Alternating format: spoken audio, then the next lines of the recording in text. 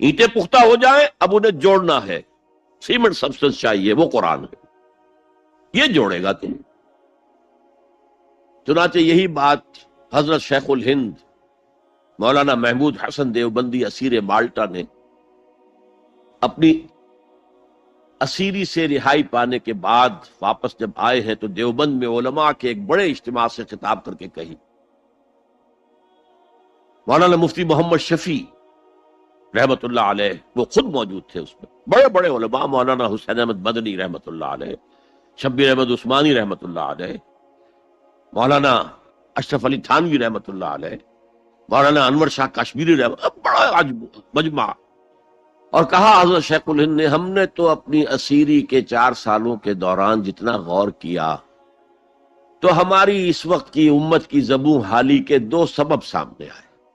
مولانا مفتی شفیع لکھتے ہیں، ان کی کتاب وحدت امت کے نام سے، کہتے ہیں کہ پورا مجمع ہمہ تن گوش ہو گیا کہ یہ شیخ الشیوخ استاد العلماء عمر کے اس آخری درجے میں اس حد پر آ کر اب نیا سبق کون سا سیکھ کر آیا؟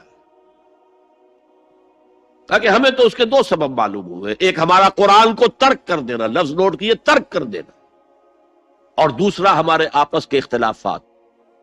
چنانچہ میں تو یہی فیصلہ کر کے آیا ہوں کہ اب زندگی جتنی باقی ہے 2 ہی کاموں میں لگاؤں گا، ایک تو یہ کہ ناظرہ قرآن پڑھنے کے مکتب گلی گلی کھل جائیں اور عوامی درس قرآن کے ذریعے قرآن کے پیغام اور قرآن کے حکمت سے لوگوں کو روشناس کرایا جائے۔ عوامی درس قرآن کا لفظ استعمال کر رہا ہے شیخ الہند، جنہیں میں 14ویں صدی کا مجدد اعظم سمجھتا ہوں۔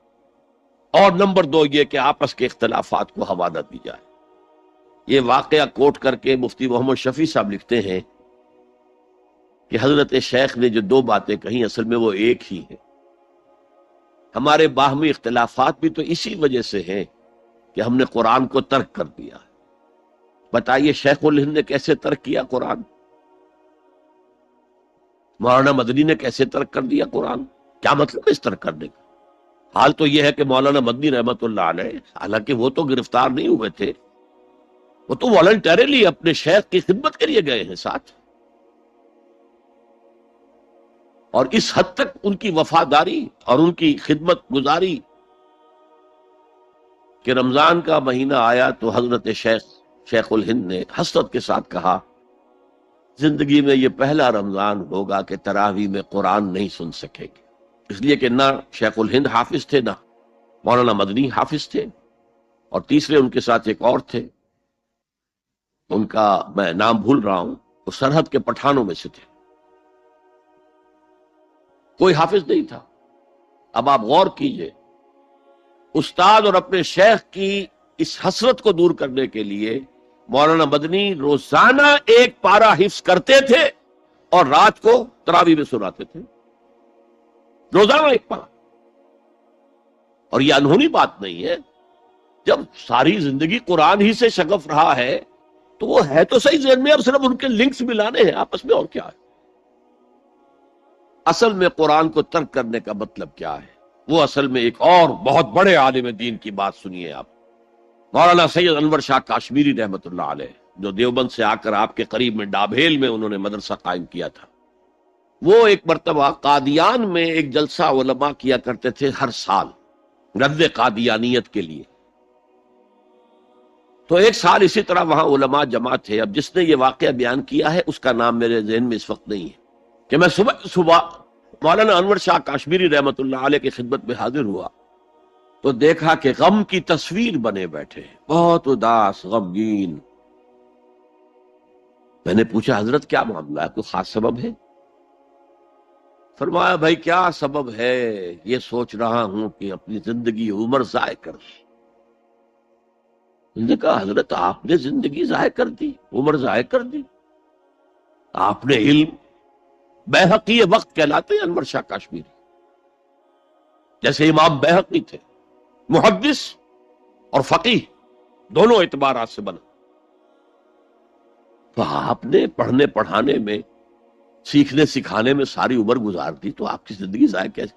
کہنے لگے ہم نے سارا زور اسی پر رکھا کہ ثابت کر دیں کہ شافعی کی رائے صحیح نہیں ہے، ہماری رائے صحیح ہے، اسی کے لیے دلائل، اسی کے لیے بحثیں، اسی کے لیے لمبی چوڑی جو ہے ہمارے ہاں نشستیں منعقد ہوئی مدارس کے اندر.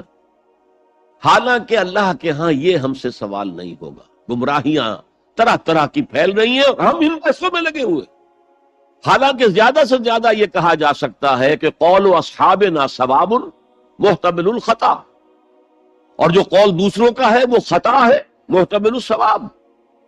زیادہ سے زیادہ یہ کہہ سکتے ہیں ہم کہ ہمارے جو اسلاف ہیں، ہمارے جو اساتذہ ہیں، ان کا قول صحیح ہے، اگرچہ اس کے خطا ہونے کا بھی امکان ہے. ہم یہ نہیں کہہ سکتے کہ اس کے غلط ہونے کا کوئی امکان ہی نہیں، معصوم تو وہ نہیں تھے.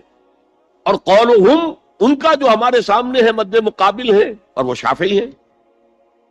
اصل تو جو ٹکراؤ تھا وہ فقہ حنفی اور فقہ شافعی کے مابین.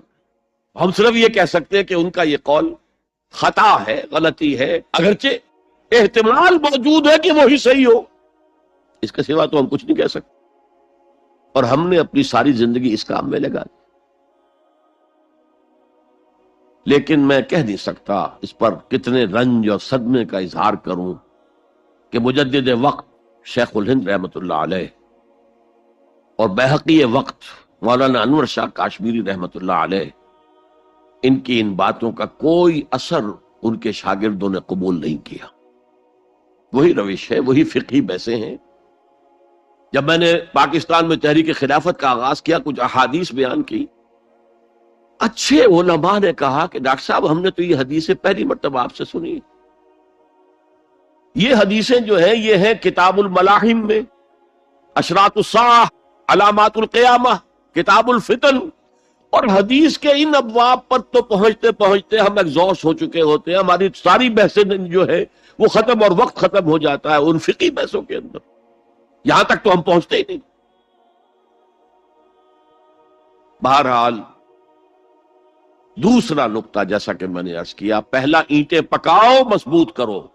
یا ایھا الذین آمنوا اتقوا اللہ حق تقاتہ ولا تموتن الا وانتم مسلمون. اور دوسرا ان کو جوڑنے کے لیے قرآن کو ایز اے سیمنٹ سبسٹنس استعمال کرو.